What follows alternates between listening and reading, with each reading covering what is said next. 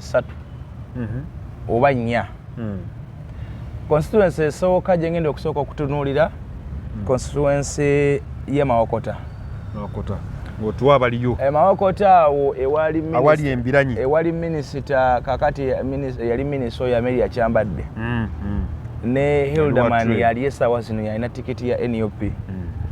Amelia Kyambadde yali minisita w'ekitundu ekyo, yali mbaka parliament w'ekitundu ekyo era yaliko minisita wa trade. Omuvuyo gwa kaadi weevu ya kaadi bwe yajja n'asobola okuba mukazi wattu nga teyasobola kuwangula kalulu ako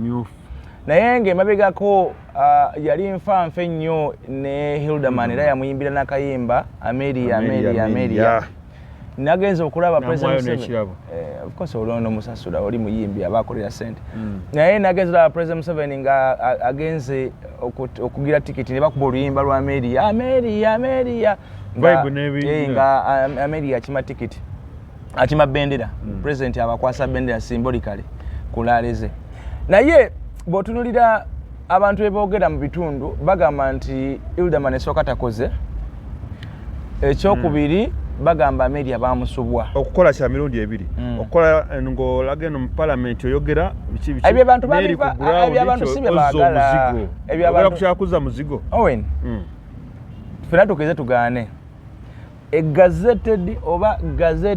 roles of a member of parliament kuliko representation currently oba eno parliament ene gitumalako neziwedde emabega bbiri member of parliaments, those member of parliaments bava ku gazetted roles of a parliamentary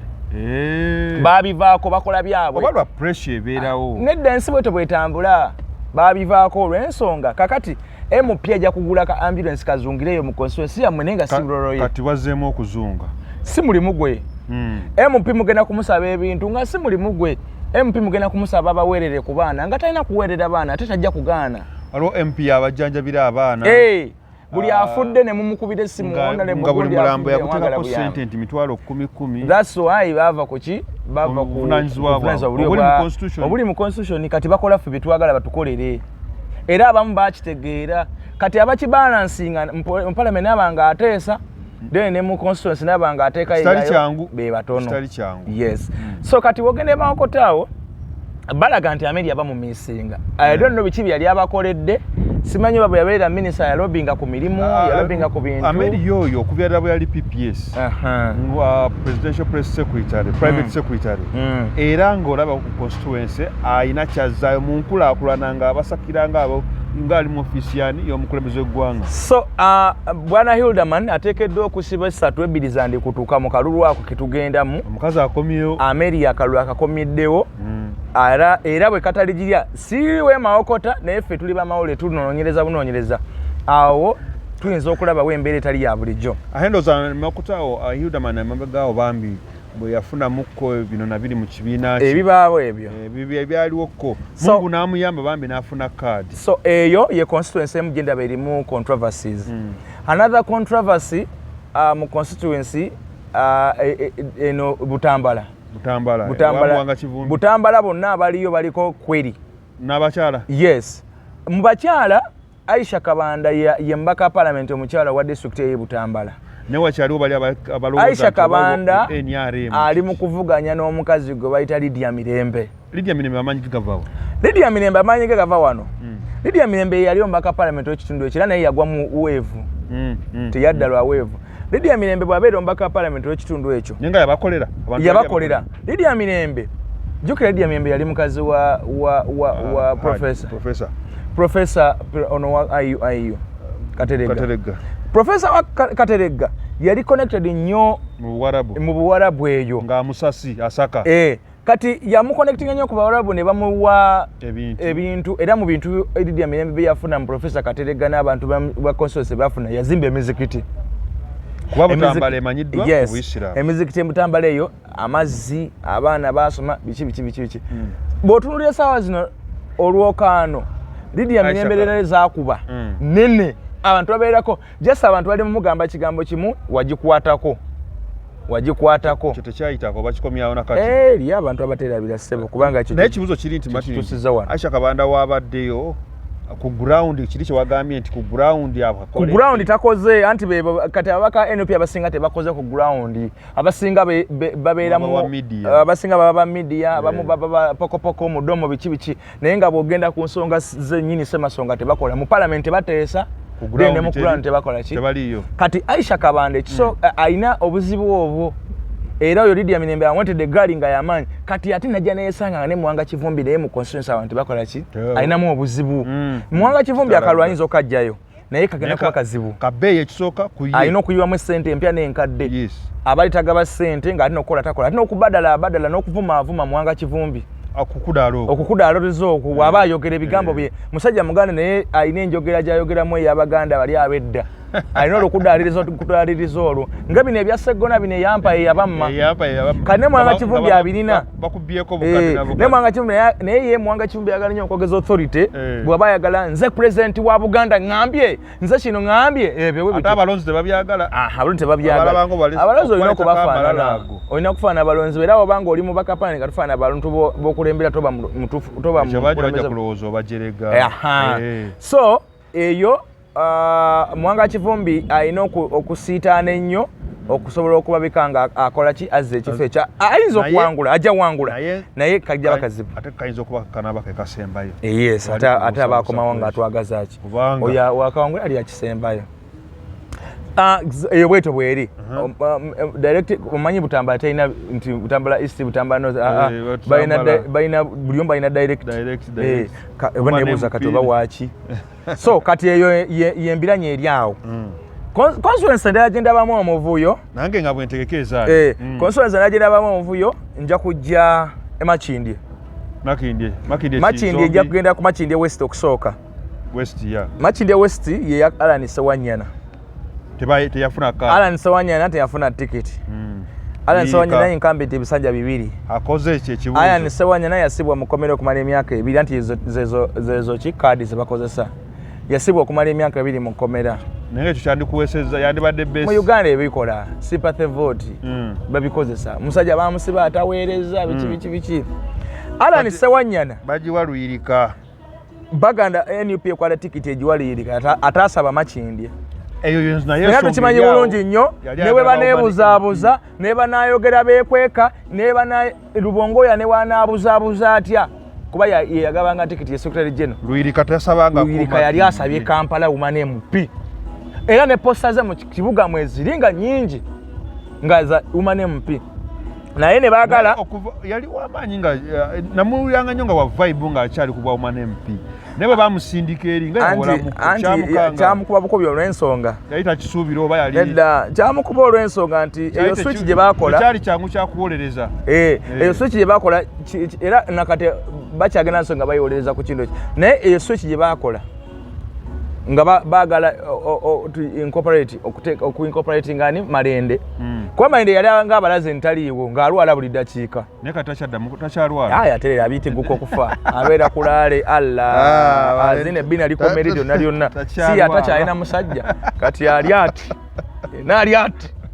musajja yamugoba so eyo constituency ekyalemedde okusala wani agenda owangula ekisooka Alan Sewanyana incumbent akyalimu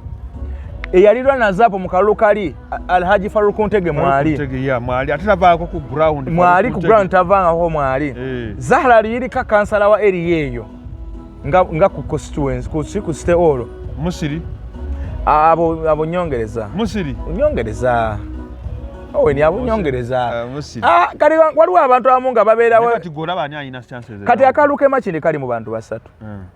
Zahra Luyirika Haji Faruku Ntege ne incumbent naye nga bw'otunuulira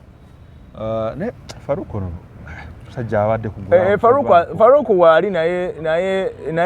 kati guno omuyaga gwa tikiti pulezidenti agambye olaba ambulera tiikinga Zahra yekka chance gy'alina olaba ambulera tiikinga naye ekya pulezidenti okugamba nti aba independence bakolagana ne NRM ekyo propaganda byabufuzi buli muntu era aba akimanyi olaba nga kyagattako oba tekiina kyekisobola kukola doesn't have any impact kubanga abantu bamanyi ebyali ku kaadi abantu bamanyi ebyali ku kaadi omuntu bamanyi bamuma tikiti era bamanyi lwaki yafuuka independent kati gwe president ojja nogamba gwe batawa tiketi waffe balimba era tekigatte Martin tugendeko nakawa ewayo omusibe Nakawa nga tonnantwalayo mbadde njala amalize Makindye lumu Makindye eriye wa mulya ennyama agenda kajjayo akajjayo nebambi ye talina nnyo competition y'amaanyi actually kati directly kabadde bamusumbuiramu ak'ebipapula kano byaterera bamugo omusango gwonna isinga egugobye teri kooti eguzza gwewetegereze wakadde kaweddeyo teri kooti za Uganda ne isi byonna bitongole bya gavumenti teri kitongole kiza kukkiriza kuba kinnaakyo tojjako ng'ama mbu nno Owen mutabani wavumye mutabani wange azza akuwaabidde okwate omwana wo omukuba emigga emibitirivu kumutta nga gwe omuzaala era wano ojja kuga kale tugenda kwogera tujja kwogera Electoral Commission buli muntu gwe yagoba kooti teyinza buli manya Walukagata yasoma isi negugoba manya Joel Sonyonyi besimba mu kifo kikyamu nebyawo bebe yayawaabi manya Tinka Simira awaba manya Sekikuba awabira Rwashande teyasoma Rwashande talina wadde P3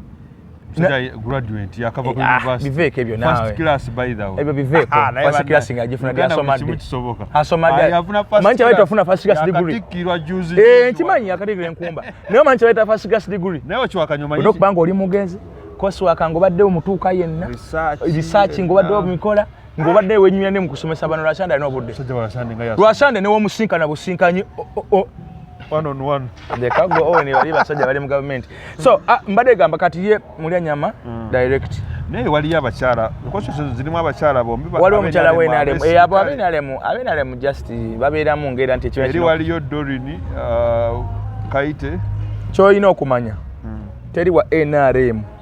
kwezo areas nga MP asobola kuwangula mu constituency zikola kibuga abamu beera mubezi nti ekibiina kyaffe kireme kuswala butaba na muntu wano nekakati so mulya nyama eri akajjayo nanyama agenda kajjayo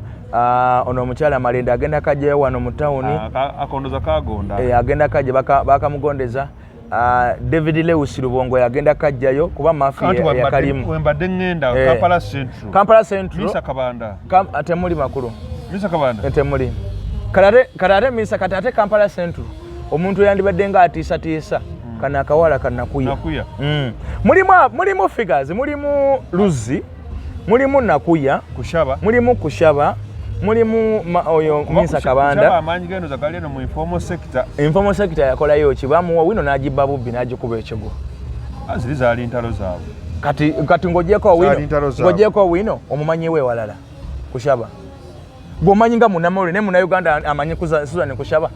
notuza abantu nga musanvu mu Kampala nobagamba omanyi Susan Kushaba ni amumanyi kayate Misa Kabanda lwaki omuwaka Misa Kabanda ekisooka ye wa Kampala babuvuganyawo ba minister ovuganya wano kawango ati kitegeza nti abadde nettaki okuweereza abantu b'ekibuga nga abaliwa aba Misa Kabanda bamu jesse bifo babibalondamu ngo ba minister nti president akuwadde Kasimo obadde nnyo odayihadde waffe naye nga bakukoleta mukabona ate president abakola ekigezo abo nabo abayita nabo bwa minister nga tebali mu parliament n'abasindika okulonda okuddako bagende bavuganye era wogera n'ogwa takuddiza bwa minister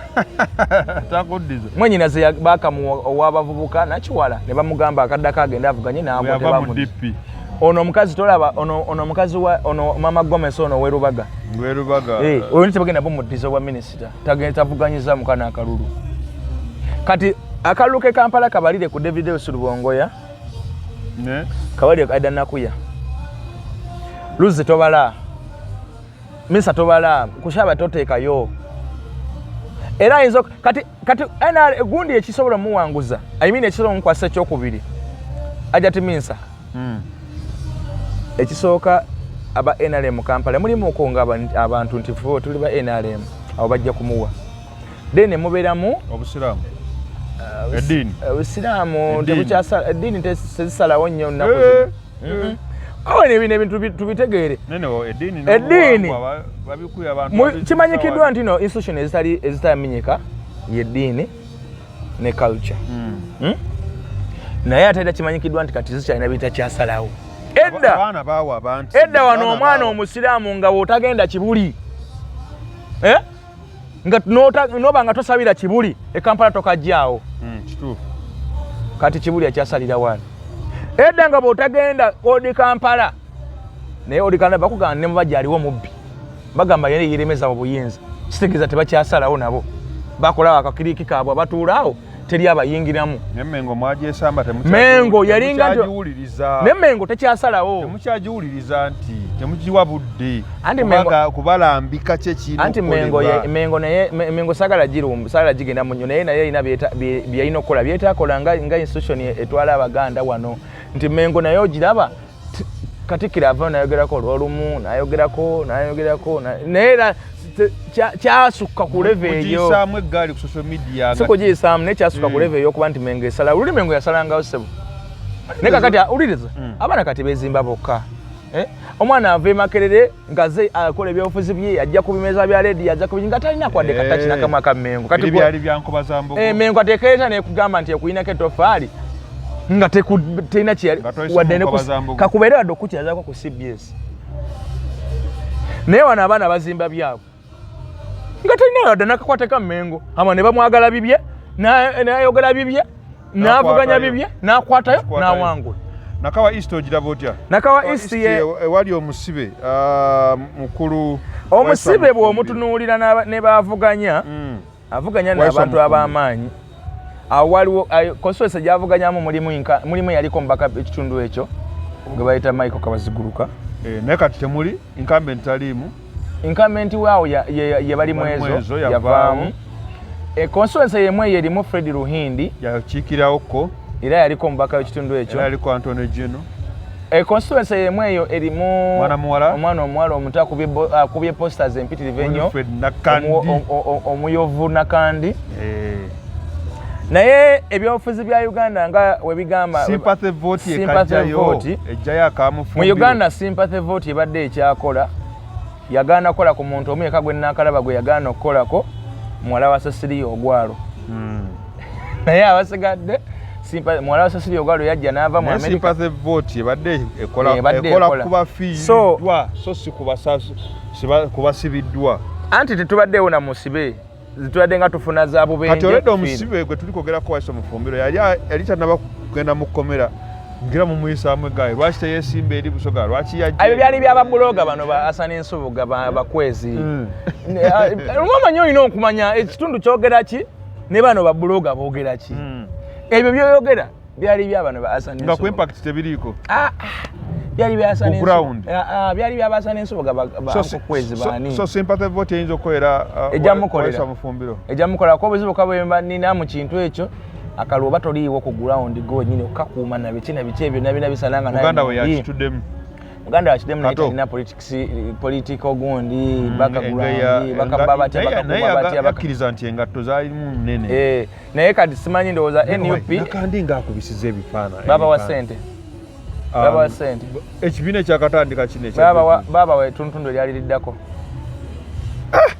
baba wa sente nakandi akubisiza ebifaananyi baba wa sente zino ze bali babadde okusabotakinga NUP ze bawampuuga zabagabirako naye nakandi olowooza talina advantage nti mukyala tekimugattako mukyala siyeko omukazi alimu naye eriyo nenasaasira eriyo nani ne bali vibrant she's vibrant kale abo ebaayo abalonzi kika ekyo nti kamulonde kubanga mukyala Muzeyi Ruhindi ono amanye agajja mu kaseera kano nga abavubuka balinga be basawumole ajja kukwata kya musanvu Ruhindi bwe baba musanvu ajja kukwata kya musanvu bwe baba mu mukaaga ajja kukwata kya mukaaga kati kali wakati wa mufumbiro ne Nakandi ne Kabaziguruka Kabaziguruka ekikamuteekesaamu waliwo factor muje mwerabidde mwena Kabaziguruka yajjawo court martial era ekintu ekyo singa kijjukirwa Kabaziguruka naye yamalako esanya nga musibe bamuleetanga na mu kagaali oyo naye alina factors ezize ng'omuntu singa abantu bazijjukira obamanyi abaano beerabira mangu Kabaziguruka ali mu kibiina kya PFF amaanyi gawera PFF bafunamu okukosebwa kasaba akwata Dr. Besigye taliiwo bafunamu okukosebwa yandibadde abakubira campaign biki naye ebirala ebiriwo bifevalinga all ebiriwo bifevalinga mufumbiro eri awali controversial awali okudefininga Nakawa West ne Nakawa Division West anyesanyonya agenda kudda awo tewetaaga nakumalayo nnyo biro bigundi. Ssenyonyi agenda kudda, Ssenyonyi omwera kati Ssenyonyi atadda ku lwa nsonga ki? Agwo oli wa NRM gwe mbuulira. Nedda nze ndi wa Fronasa.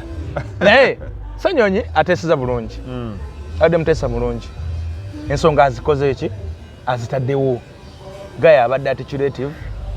Gaya abadde ateesa, oluzungu kyekyo. Abadde ono tebamunoonya nko Parliament nga taliiwo. Olowooza bw'anaayitamu tebamwolekezera mu kkooti obwoweerera totayolekerera mu kkooti. Era nga nagwo era nga baguwoza. Ate kati tukole ki? Yaddukirako mu ECT bawandiisa birala byagaana. Era nagwo nga baguwoza. Kkooti tebinabassalwa. Ebinabwo nga baguwoza isi yagogoba ne kkooti n'ebigoba ebyo. Naye banaddamu ne bamuwabira naye nga ye agenda kuwangula. Oyo naye y'omu ku badirekiti abatagenda kufuna buzibu nnyo. Abamuvuganya Ssenyonyi avuganyizibwa Lwamiti owa Commonwealth Party, avuganya Bulola alina tiketi ya NRM. Be bali ku mwanje nnyo. Kakati Lwamiti tomubala nnyo. Kati bala Bulola ekimubazisa ate ne tomubala nnyo. Naye alina tiketi ye NRM. Mubaamu abe NRM abalondo wa tiketi yaffe. Otegedde bulungi? Nga bameka bali bameka. Babaamu ate za Museveni awangula ta bulijjo. Era mubaamu abamulonda nga genuine le bamulonze. Mubaamu amonda genuine nga bamulonze. Neno za Lubaga North yo mukulu Kawalya Shuadil. Kawalya amuvuganya Ensingi Katungulu n'abalala. Naye ndowooza live we w'amaanyi Singi. Kuba Kisingi era yalina tiketi. Alina tiketi ye NRM. Naye Abubeka agenda kudama wangulu naye mumubale nti ayiseewo. Tumayirize ne Nakawa South. Lubaga. Lubaga wanna aka North tekaliko nnyo debate. Lubaga North. Lwaki? Kawalya ne Singi. Ye Lubaga North. Lubaga North. Okay, kati ebaye Lubaga North kati Lubaga South wali Nasolo. Nasolo ne incumbent. Nasolo ekisooka ya Mukasa. Nasolo ekisooka yafunayo omutwalo gw'obululu ku mulundi guli. Ng'ate wa DP NUP. Kakati kuno ajirira mu NUP. Si mchala ekalimu. Sinaba kwetegeza bakandidate bala balimu. Naye mutera okubaamu n'abalabe abalala kuwulira. Naye nga ye Nasolo mukatuli kinyo awekerezi yinza okusalawo yadde tezisasalawo nnyo naye abuva Lubaga ajja kubufuna obw'ekyaki. Then aloza wali mulimu wa NRM. Ate n'embuga nayo sitakola bubi. Mengo nayo gyali naye Mengo nga begani tekyasalawo. Naye mbeeramu abaconsideringa factors ezo abantu abakulu naddala mu myaka. Mwami Mukasa balina issues zaabwe. Roses Mukasa nga incumbent naye ajja kufuna bw'ajja okufuna. Naye muba incumbent abasinga balinamu nko ku buzibuzibu. Naye Roses Mukasa sisuubira. Ne Mukaku gyali. Ne Mukaku ali awo. Owa DF. Naye nga Nasolo ajja kawangula. Awo Nasolo ajja kawangula. Kampala tugimaze naye era no batutuleko ne Nansana wano. Nansana wazambale Blasso Mukasa. Waliwo Zambale Blasso Mukasa. Nnya Kawesa gabajjako tikiti. Watawa tikiti. Waliwo wa DF eno Lubowa. Waliwo wa FDC. Waliwo wa esimu. PFF Alde Kaija. N'abalala ababiri tebawulikika naye abo benkusomedde bebawulikika. Abo ku ground bagamba mbu Engineer Kawesi buli wamu atambuddewo. Naye gwe Engineer Kawesi juka tawummulangako okuva mu kalulu kali akaggwa. Ate chairman wa kyalo. Kati abakuba Zambali bamukubisa gundi. Yateekamu nnyo agamba mobilization ya NUP yateekamu nnyo naddala kutalaga president w'ekibiina Kyagulanyi anti ajjanjaba omulwadde si yamusikira. Mwenye yangamba yateekamu 15 mobilization ya milioni 15. Basangamu. N'ebyo nezo sente nga bozitwala ku ground tekikolera. Basaamu. Naye akakalu ke Nansana sijja katekako nnyo maanyi. Yademba manyi abasajja abakalimu. Naye kakulakidde sijja kasaako nnyo maanyi kubanga ekisooka lwaki sijja kasaako nnyo maanyi.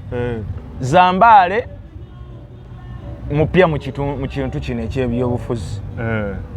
Zambale eri yeeyo tagifugangako.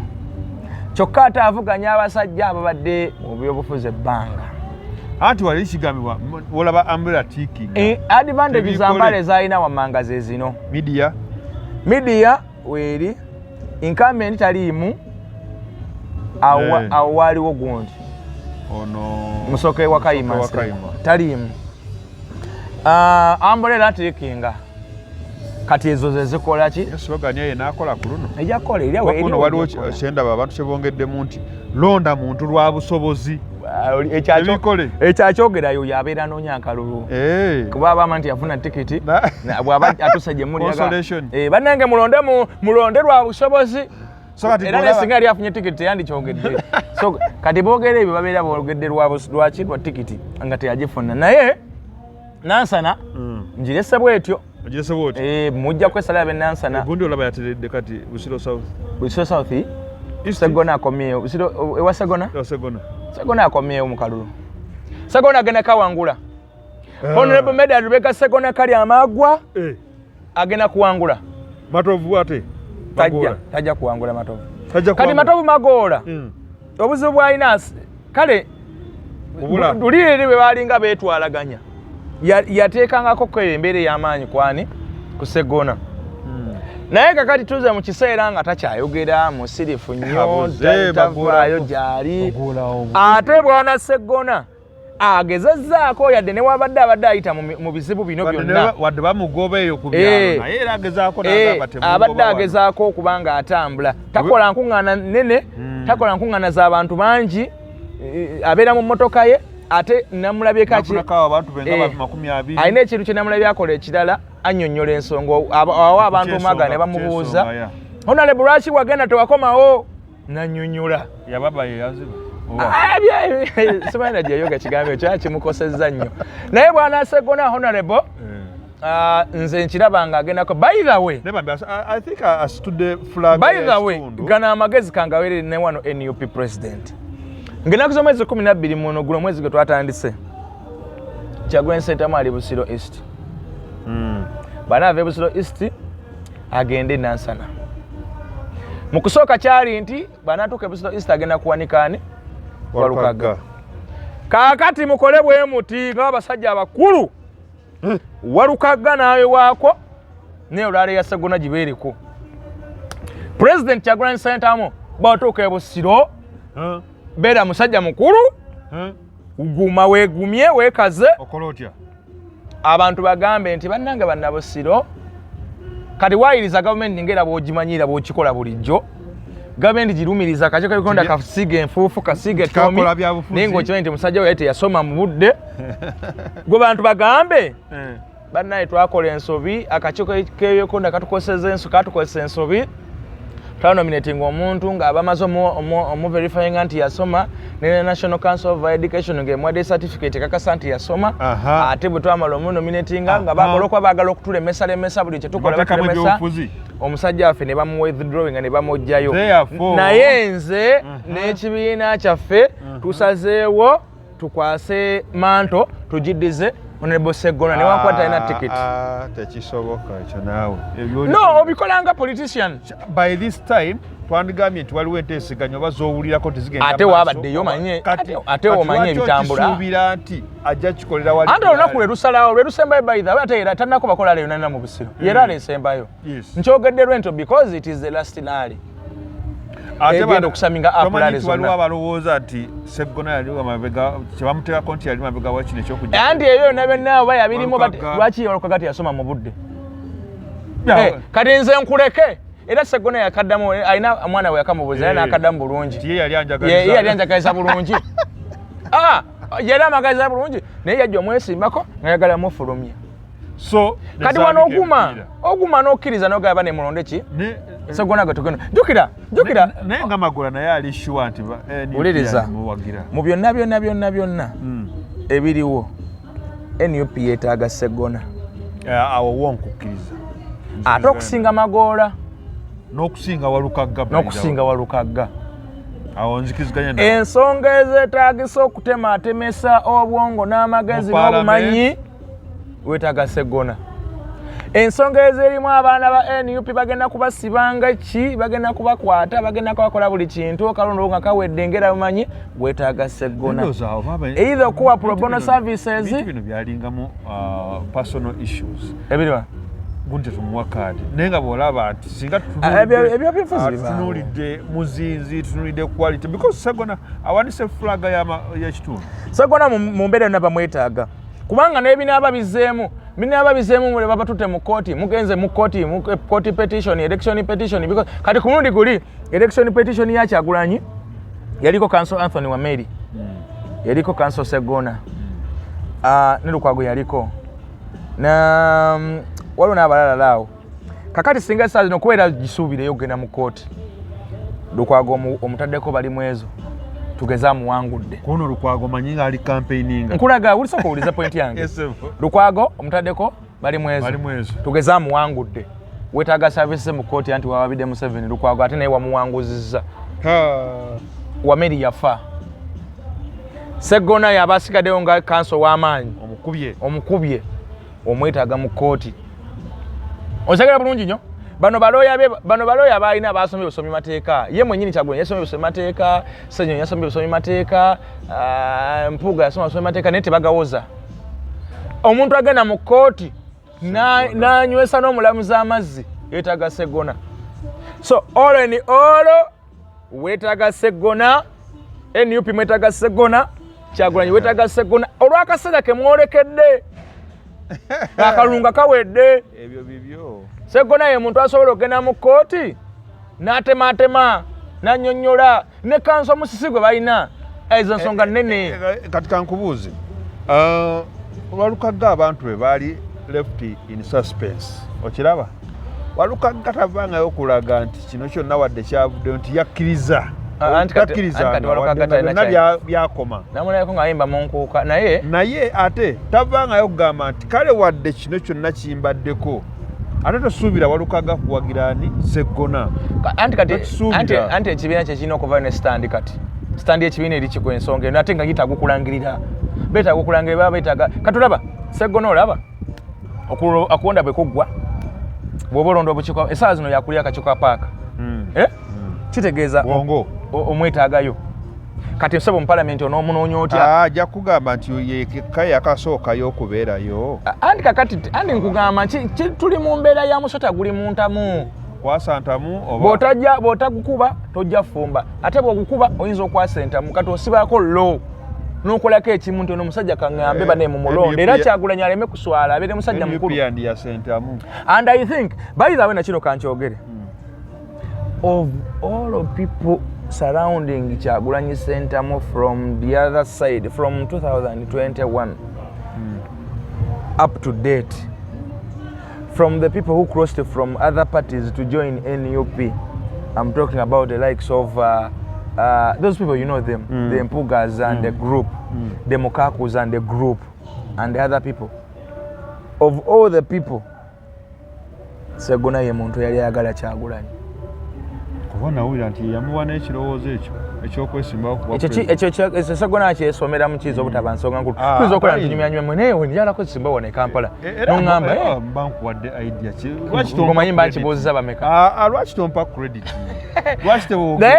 era bwe tuba tuwogera lwaki toŋŋamba awe ni kikyoŋŋambye bakiŋŋamba dda waliwo yakiŋŋambako olino credit Sseggona yali ayagala Kyagulanyi naye kyempirako ku Magoola nti Magoola ate ku ground abaddeyo awo kubakolera ku byetaagisa zino amanyi bye bakola bye batasaanidde kukolako ne bakola zibowa holes ne bakola amakubo ne bakola kale Sseggona yekiyamastalinga kukola byeno ebiri gazetted kukola emirimu egiri gazetted abali ku ground n'aleka ebya ground watandise ng'ogamba nti abantu bava ku constitutional right of an no si bonna abasinga obungi bava ku constitutional gazetted rules ne badda ku bino ebitali byabwe kubanga abantu bajjamu akalo bibalaba n'abantu tebamanyi mulimu gyamba ka palamenti kati okola bino ebigenda okuwa akalulu but there are some few abasigala ku ki abasigala ku roles za palamenti abali informed abasigala ku roles za palamenti omubaka palamenti byateekeddwa okubanga akola bebo ba Sseggona era olaba akalulu kabe kaba kazibu okukajjayo kubanga abantu abamatiza ebyo bo tebabimanyi tojja kujja buli bwayimiridde mu kooti bwayimiridde mu kakiiko ka paaka n'okunya bamutulaki eri ebusiro tebabimanyi bo baagala kubabuulira nti oluguudo lwabwe lwakoleddwa bo baagala kubabuulira nti abaana baabwe basoma kati kyekyo kyova oddala ababaka abagezigezi constituency agenda n'abeerayo n'akola ebitali bibye ate ne parliament n'akola. Mati tusiibula abaabo akolevo ya bwa president tujja gikwatako omulundi omulala tufune factors zaabwe abo. Tujja tudda n'akemukono Nambooze waffe alina ebuzibu bw'amaanyi ali mu resi abantu 11 mu abo mulimu abali baddeko ba MP b'ekitundu ekyo mali baddeko abadde ba ssente ba district mulimu ba meya Mchara Nabukenya mulimu Nabukeera mulimu Deize mulimu Bakaluba mulimu Andrew Senyonga mulimu Fred Kajimu naye abo nabona b'amaanyi nno. Kajimu yali meya wa Mukono agitegeera. Bakaluba abadde ssente ba district agitegeera. Andrew Senyonga ali meya wa Mukono ano yali ssente ba district Nabukeera abadde omwana MP. Kati Mati bw'oyogera bw'otyo kitegeeza nti buli omu alina abantu abakyamukkiriza kati ono omukazi takozesa gaapu eyo n'abayitamu wakati. Nambooze alina genda kati ku ddogo alina genda kuloga ne bawunga naye nga byebyo NUP ababaka beesuubira okuzza tubabagambye abali automatic bagenda okoma we bali Ssenyonyi agenda kudda Malinda agenda kudda Abubeka Kawali agenda kudda Deni mu bapya bagenda okujja Mulanyama agenda kujja Kawempe yetugire Nabukola agenda kujja ne South eyo wachaliyo Nyanza avuganya nnyo Aniroy Semboga ne omukazi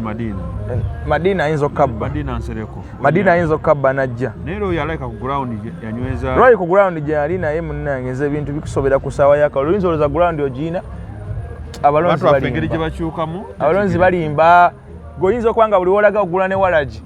banaye mu box mubamu birala so Madina waba takabbye ng'ekola yabwe ya NRM Nyanza ku mulundi guno gokaka naye kajje mu parliament Nyanza ayinza okujja Nakaseke Lutamaguzi agenda kujja Alani Sewanyana Alani Mayanja agenda kujja mu Nakaseke Central aliko minisita Chofa bajja kuba bwangula abo ne Lutamaguzi ali konsereko bawa Rosemary Secretary Gundi Treasurer awagenda kujja eno bamunanika Gundi agenda kujja Secretary agenda komawo Asani Chirumira agenda komawo ne Sekabira agenda komawo katika mu north ne katika mu south then bamunanika ye Secretary munywanyi waffe Sebamala ndoza sure deal Sebamala simanyi bye Bukoto Central ani amuvuganya waliyo NUP yakala y'abantu ate ne bamaliriza nga ate basazizaamu kaadi baweerezaayo omulala ani wa tikiti yawe Bukoto ono omulenzi yali kansala no mu tawuni naye Gundi nedda yavaayo ali Bukoto side ki